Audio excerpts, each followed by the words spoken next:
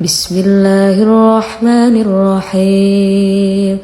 قالوا سبحانك لا علم لنا إلا ما علمتنا إنك أنت العليم الحكيم قال يا آدم أنبئهم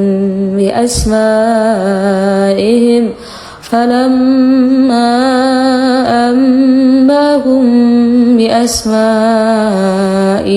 قال ألم أقل لكم إني أعلم غيب السماوات والأرض